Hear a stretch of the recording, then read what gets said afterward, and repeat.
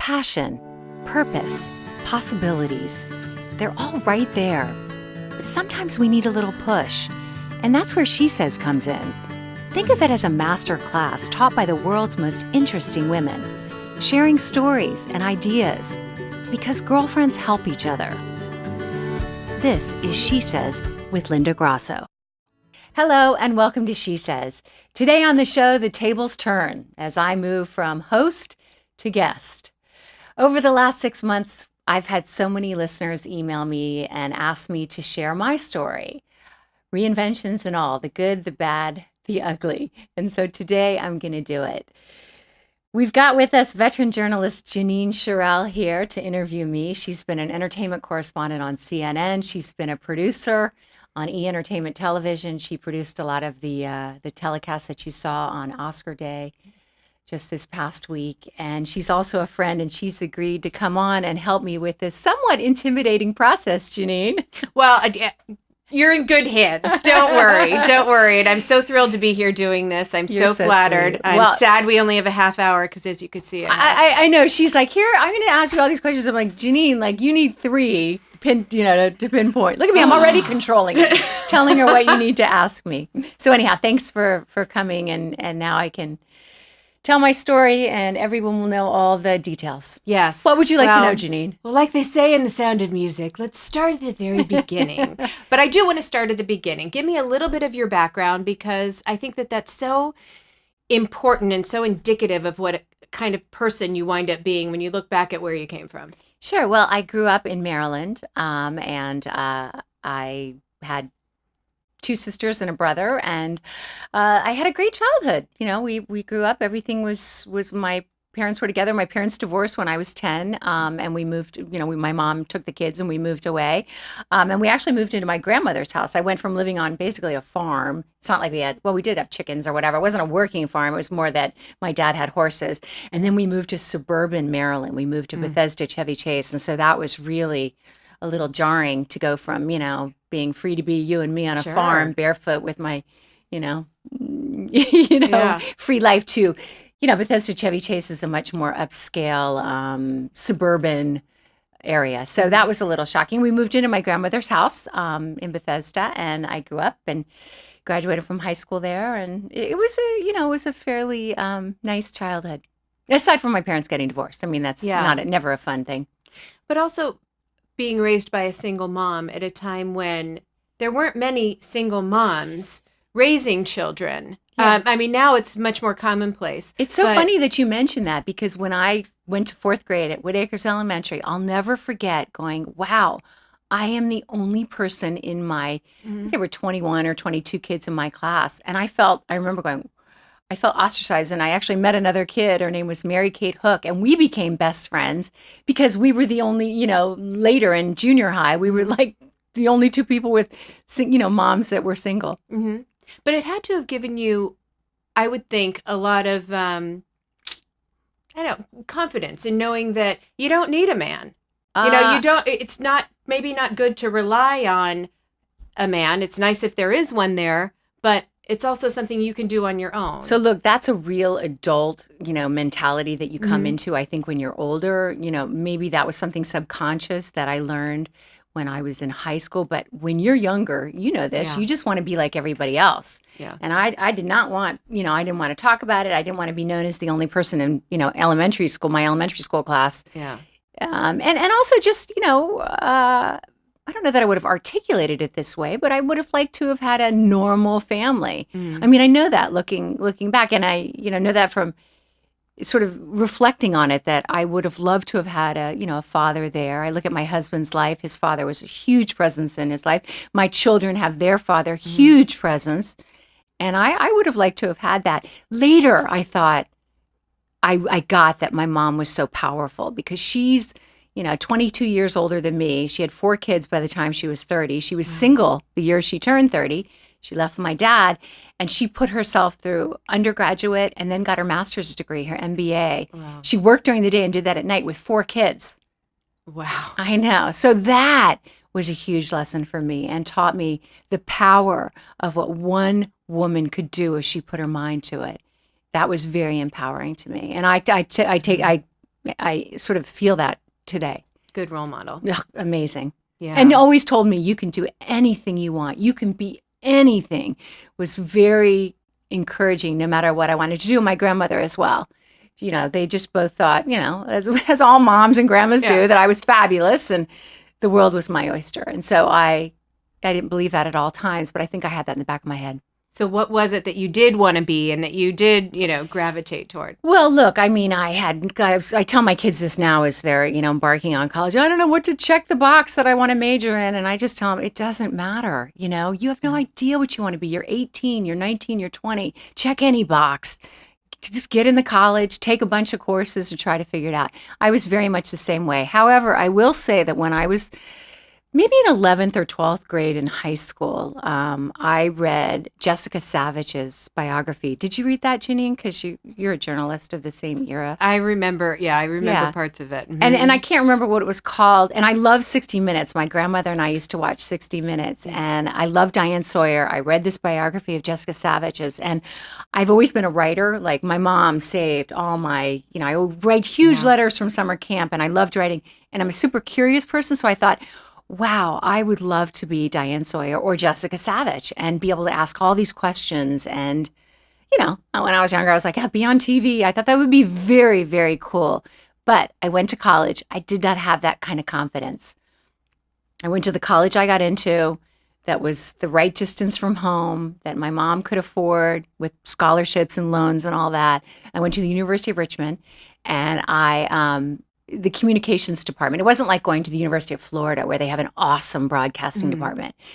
And I just didn't have the chutzpah or the confidence, inner confidence to pursue that at that time. So my mom had always said, never depend on a man for money. Make sure that you can support yourself. And she suggested for me to go to the business school at the University of Richmond. So that's what I did. And I majored in marketing. And that was sort of the direction I started out in. And then how did you find yourself in news? Right. I mean, obviously somewhere the confidence did come along and the truth you did it. I'll tell you the God honest truth. I worked right after college at an ad agency in Washington, D.C., and I handled the Hardee's burger and fries. You remember that chain, Hardee's? Yeah. Uh-huh. And I hated it. And I sat in my office every day. I couldn't even focus. I just hated it. I had made a mistake. And I was dating a guy at the time who's now my husband. And he broke up with me and I was heartbroken. And he actually broke up with me twice. Once right after college and then because we started dating in college. Once right after college and then once sort of when I had this ad agency job. And I thought, this guy who I really, really liked, he broke my heart and I needed to get out of Dodge. And I had too much to drink one night with some of my roomies that I lived with. And this random guy came over. He was a friend of one of the girls. And I had my 3 glasses of wine and I was crying after my pasta. And he just looked at me, this total stranger, and he said, "What do you want to do with your life?" And I'm like, "Oh, I can't, I want to be a news reporter. I've always wanted to be a news reporter." And he goes like, "What's holding you back?" And for some odd reason, the next morning, I started looking for a job and trying to figure it out. And 6 months later, I was in my car. I'd gotten a job. You can't work in Washington when you first start because it was like the 8th largest market in the United States. Right. So I got a job. I sent the NBC, ABC, and CBS news director in West Palm Beach, Florida, a letter because my dad happened to have a vacation house in Boca. Mm-hmm. And I sent them all letters. 2 of them blew me off. And one of them said, "Wow, you write a nice letter. Why don't you come down and see me?" So random. And I got in the car with my friend Eileen McGrath. We drove down overnight in my little Honda Accord. The next morning I was in Bill Crafton's office and he said, "You know what? You can be a production assistant for," I think it was either $6,000 or $9,000 a year. I think it was $9,000. And that was my entree. My first job was as a production assistant. I Xeroxed scripts and I plugged in 3/4-inch tapes like the weather crawl during the newscast. And then I was on my way. Yeah. But it didn't matter because on the weekends I used to go out with the weekend crew, and I befriended a guy who's still on CNN today, is still one of my best friends, Gary Tuckman. Oh, I love Gary Tuckman. Yeah, I do too. Yeah, we were just on the phone a couple weeks ago, and he just took a liking to me. We became super good friends. And he basically took me under his wing and taught me how to write, taught me how to do a package, taught me how to do a stand-up. And he was the weekend anchor at the time. So sometimes there'd be like an extra crew, and he'd be like, just go out with them and ask them to let you do a couple of stand-ups. I'll help you track it. I mean, he basically led me through the process. And then 1 year into that, I had put together a resume tape. I sent it to 50 stations across the United States. And again, one guy liked it, one person in Jacksonville, Florida. And he said, you know what? Or no, that was my first job was in Salisbury, Maryland. I went back to the East Coast and I got my first on-air job and then I was off. Isn't that, see, all it takes is one person. Oh, I know. One person who believes in you, one person who's going to mentor you, who thinks you've got it. Yeah, 100%. And it's just amazing what it can do for your self-confidence, your self-esteem, And it was weird. I mean, I had a kind of confidence, sometimes like things happen to you someone breaks your heart. I mean, I was mad. I was upset. And I also was at a crossroads in my life where I realized that I was going to have to go get this and that I was in control of my own life. Nothing was going to be given to me and nothing was going to be easy. And I don't know, I had this fire in my belly and I also had a fire to be successful. So many of my friends, I grew up in a really wealthy enclave, Bethesda, Chevy Chase, it's a very... upscale suburb of Washington, D.C., where Chevy Chase and Kenwood and, houses in D.C., Northwest D.C. And I had a struggling mom who was only 22 years older than me. And I had seen her struggle. And I was hungry. I wanted to make it. And I was willing to work hard and do anything. And so that's how that all came about. Yeah. And I stayed with it. I mean, I lived in 5 different cities as I climbed the ladder in 10 different years. I missed Christmas, my grandparents' anniversary, birthdays. It didn't matter because that's what you had to do. It's probably still like that to do it. And if I wasn't going to do it, boom, the next girl was going to come in and do it. You got it. I had nothing to lose. And I worked for 10 years straight like a crazy person. Yeah. And then after having this success in news and the prestige that comes with it, because admit it's pretty nice to say, oh, I'm in news. I'm a news reporter. Well, you know what? Correspondent. It was back then. I don't know that it is now. Oh, I mean, you think it is? I think that depending on what kind of news you're covering, yes. Yeah. I guess maybe it is. I just feel like the news is, wow, there's just so much of it. What's news? I mean, everybody's news. Everyone's on camera. Everyone's holding up a phone and sending out their broadcast. Back then, it was really something. And there was only ABC, NBC, and CBS. It's hard for people to realize. Right. With the 500 channels and Netflix and shit, there were only 3. There was like usually Fox. So there were 4, ABC, NBC, CBS, and Fox. So if you were on one of those stations, I mean, it was so much more easy to make an impact. Right. I have lots of friends who are on camera now. People still don't know who they are because there's so many channels. But I think that's, to me, the difference. Yeah, back then it was really something. And after having this run in news, you decided that you're going to go into entertainment news. Correct. Go to E. Right. Which, I mean, call me crazy, but I don't necessarily see you at E. Well, you don't see me at E now, okay? But back then, the year, I think I started at E in the year my second son was born. My first son, 1996. I was there from 1996 to like 2004, 2005. It was a different place, okay? It was, we interviewed major movie stars and it was, I don't know, I hate to sound like so. It had cachet and it was sort of smarter, but I think in a lot of ways it was. I mean, there was no such thing as the Kardashians. I mean, now that's what E is to most. Like when you ask my children and your children, oh, that's where the Kardashians are and the red carpet shows. Right. I don't know.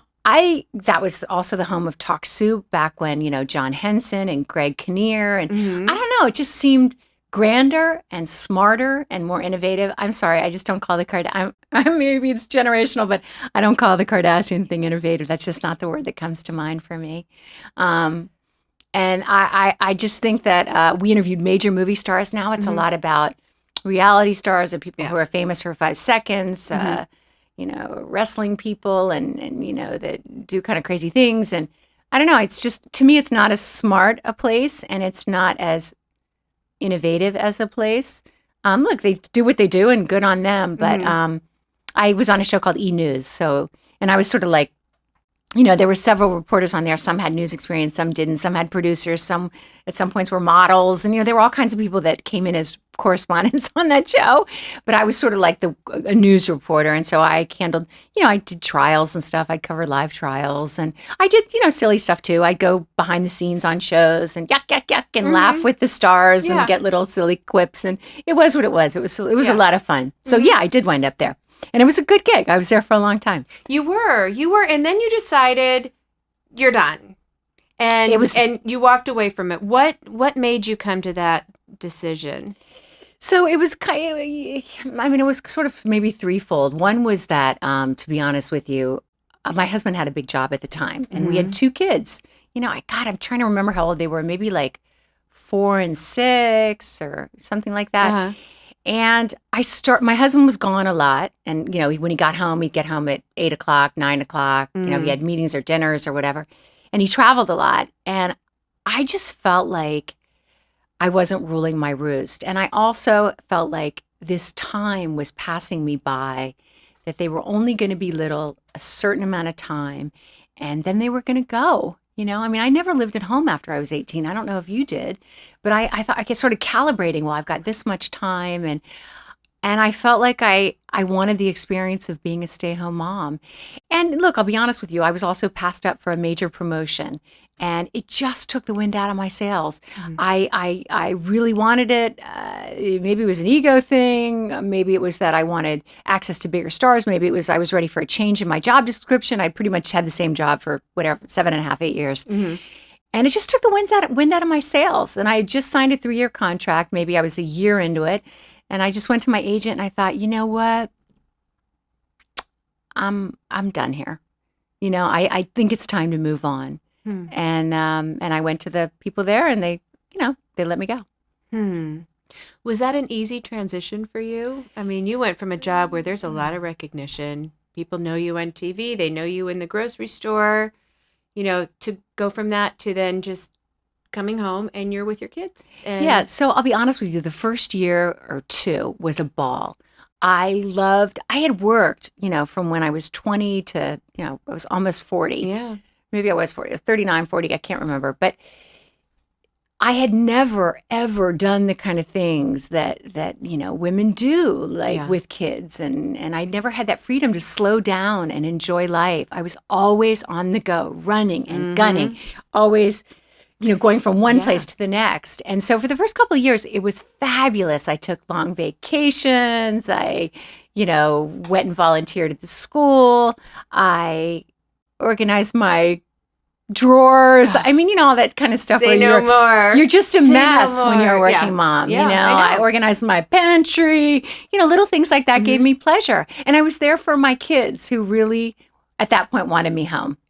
And then I'd say about 2.5, 3 years in it, I started feeling antsy. I started, and I could, then all of a sudden my concern was, well, I've kind of had this time, and wow, they're like, both my boys were very sporty. So they started staying out till 5, 6, 7 for sports. They wouldn't get home. And, as I got further and further along, I thought, uh-oh. And by the way, my husband still didn't come home till 8 o'clock at night. It gets lonely. Oh, my gosh. And I remember when they were sort of in 7th, 8th grade, I remember going 5 o'clock, like, wow, they're not going to be home for 3 hours. Like, I was used to picking them up and making them dinner and doing the homework. Right. And as they get older, you want them to be independent. They need you less. And so that was when I thought, holy cow, I gotta get out and start like crafting my life for me. And I was at a crossroads. It was really tough. Well, yeah, I would imagine that there's so much going on emotionally and, mentally trying to figure out what it was that you did want to do. Did you want to go back and work at E? Did you want to still be in news? No. What did you want to do? The ship had sailed at E. At that point, they're hiring, 20-year-olds, and 15-year-olds or whatever. That ship had sailed. And look, I don't think that you can go back like that. I did that. I did it when the getting was good. I thought, when E was like it was. And no, they wouldn't have looked at me for on air at that point. I didn't want to go back to hard news. So I started sort of like trying to come up with shows, and I was pitching them. I pitched a show with Reveille Entertainment, with, I partnered and I did a couple of things. I tried to make stuff happen, and I just, for one reason or another, this would get pretty far and this would get far. And you know how it is. I mean, you've tried to pitch shows, Yes. post CNN and all that, all your on-air stuff. It's so hard. And they were always looking for something. I mean, even when I'd go to Lifetime or OWN, I thought, like, I'm the Lifetime woman. Yeah. I'm the OWN woman. Done deal. No way. I'll never forget the kind of things. We want someone loud and brash. You need a shtick. Can you go with, like, one name, and like Monique or, and I couldn't, at that point, it was really hard for me to be anything but who I was. I couldn't do it. I don't have a shtick. I'm just who I am. And I thought maybe I could interview people, and I couldn't make that work. I couldn't, and I started to lose confidence very rapidly with each thing that got shot down. I didn't have it like when I was younger. Yeah. I say now all the time on the podcast, step over the nose, because it's fantastic advice that I wish I'd taken it my whole life. Right. Definitely took it in the beginning and started to falter when I was in this gray area. No meant no. No meant I was all washed up. No meant it was over. No meant that I was marginalized. No meant that I wasn't desirable in the working force anymore. And I went through a tough time. I hear you. And it's We've so talked about that. interesting. You have as well. Yeah, I have. I'm like, I have. wow, how can I be all washed up at like 42 or 43? I felt fantastic. Right. I felt like I'd never been stronger. I finally owned myself and knew who I was. But yet the working world, I felt, was sending me a message like, nah, you had your time. Versus my husband, who's relatively the same age, was king of the world. Yeah. Oh my God, the offers, the people that were trying to grab this guy. And I Right. thought, man, this is messed up. So, it took me a while to pull myself out of that. No kidding. How did you?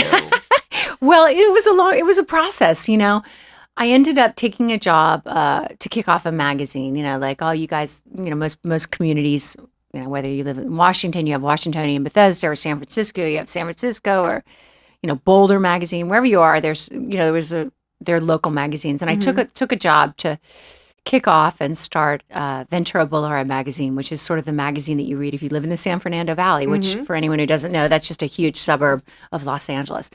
And I took that and started doing that and immersed myself in that. And it allowed me to still be a mom and be present. And my kids were in high school at that point. And then just a year ago, just started working on the concept for SheSez, which arose out of me missing broadcasting, arose out of me feeling jealous that I'm assigning writers for Ventura Boulevard to go cover stories that I wish I was covering. I want to be the one out there asking the questions. I want to be writing the story. I miss being a journalist. Right. Because when you're a magazine editor, most of the time you're sitting, typing, reviewing, sending contracts, looking at the big picture, doing the lineup, doing the budget, making sure the big picture of the magazine is reflecting arts, people, culture, food, So it's a lot of paperwork, a lot of paper pushing.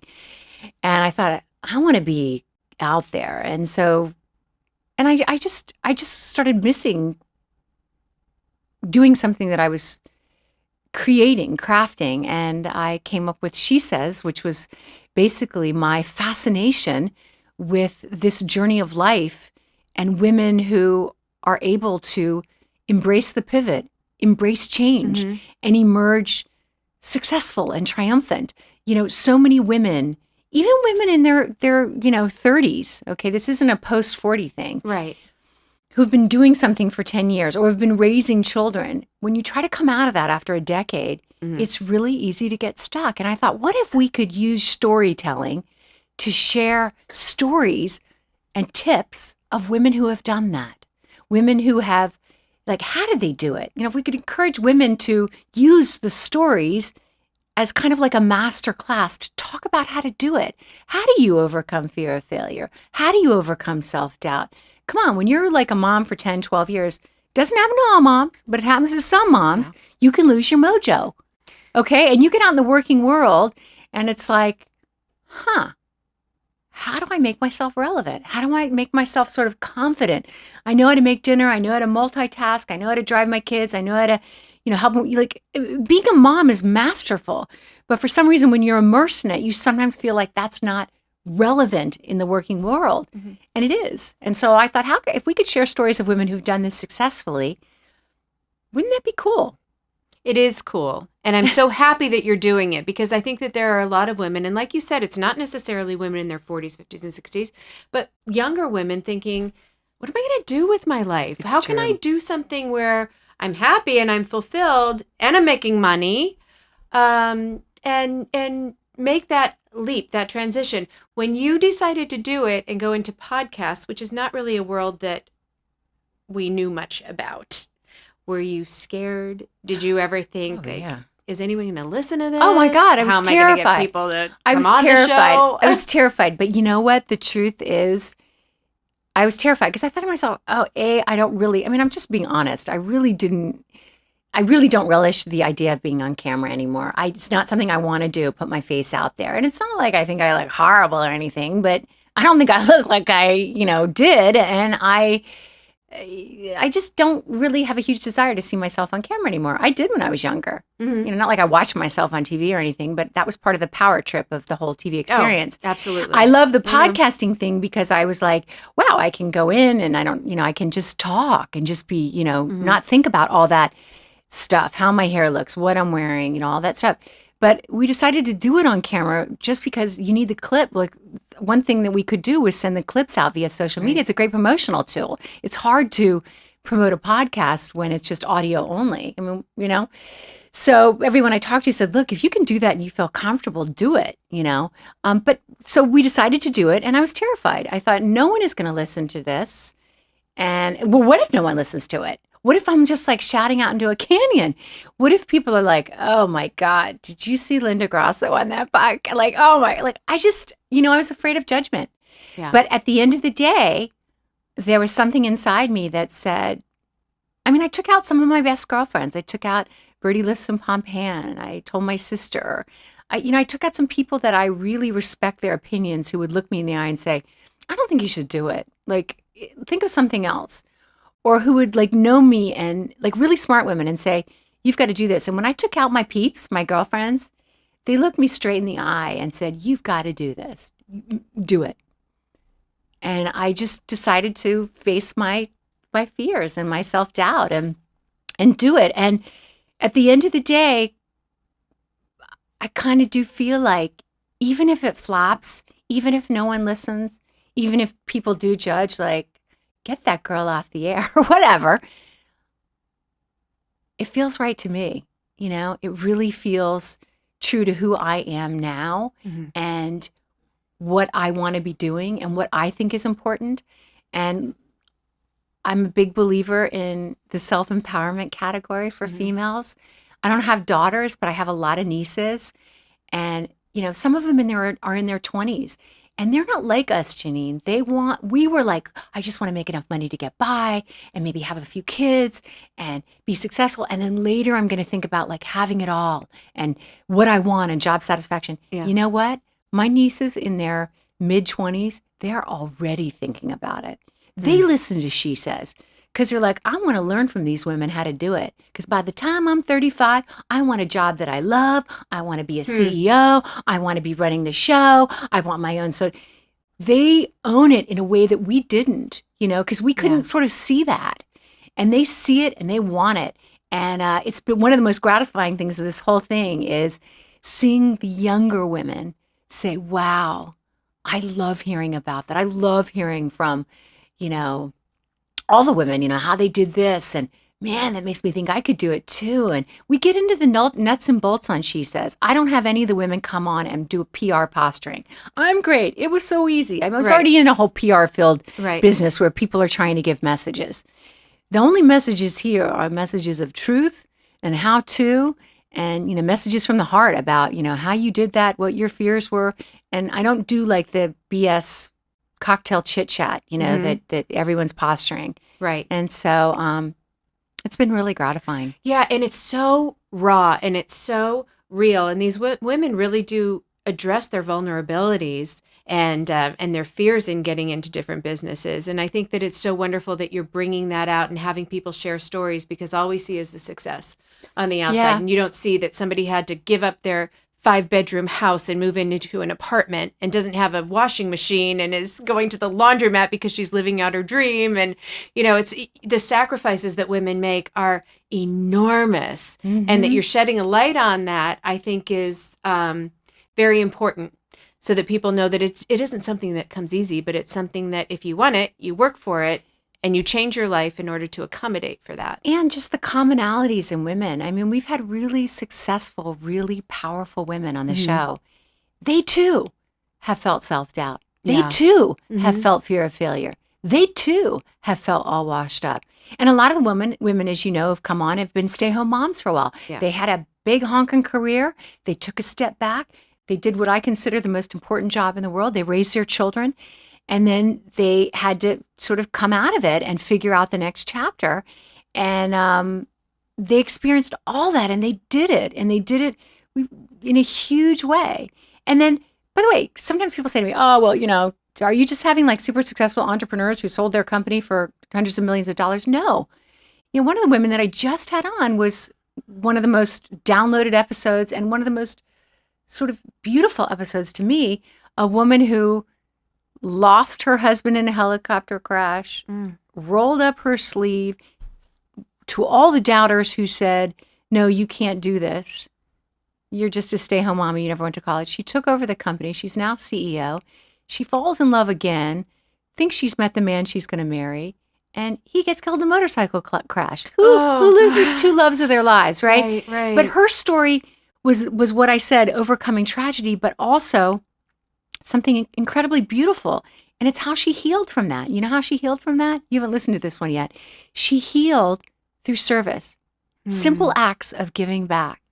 That to me was a beautiful and powerful story. Particularly here in LA, we're looking at healing through going to a healer or a psychiatrist or meds or therapist. And all those things are fine. Sometimes we need those things. Or getting a facelift or getting injectables, to make ourselves feel better. She made herself feel better by giving back. I thought that was a really beautiful story. It had nothing to do with money, or being successful or selling a company. Right. It's about the strength of a woman who was super powerful, did something she never thought, perhaps she thought she could be a CEO of her husband's family's company, but I think she even surprised herself. And then how she healed herself through something so simple and beautiful. Yeah. Now, you end a lot of your broadcasts with the takeaways. Look, Janine's a producer, so anyone who didn't see this, she's looking up at the time just while I was talking. I was. I got a minute 42 I got to back time this show. I'm trying. I bet. This isn't my strong suit. She's doing the takeaways. Keeping it short. So anyhow, what are my takeaways? What are your takeaways? My takeaways are so simple. It's something that I've only learned through the years, and that is do not be concerned with what people think about you. I wish I'd done that my whole life. Yeah. Stop thinking about fear of judgment, fear of failure, and how other people are going to judge you for it. You live for yourself. Do what you know and makes you feel good. And, it's like that whole thing, dance like crazy, like no one's watching. Yeah, who cares? Right. Because at the end of the day, it just does not matter. Step over the nose. No does not mean no. As my friend Bertie said, no is like the gateway to yes. And no does not mean everyone has a judgment, everyone has a perceptive. Step over the nose and just keep walking.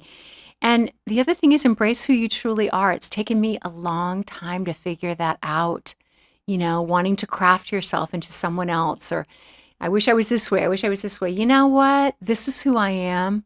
I've got some great things about me. I've got some not so great things about me, but it's me and I accept it. So those are my takeaways. Janine, thank you so much. Thank you. It's been so fun having you. And thank you for joining us for this journey. And I hope I've answered everything that everyone wanted to know. And I never have to talk about myself again because that was a little unnerving. But for anyone who listened in and enjoyed it, thanks for joining us. See you next Tuesday.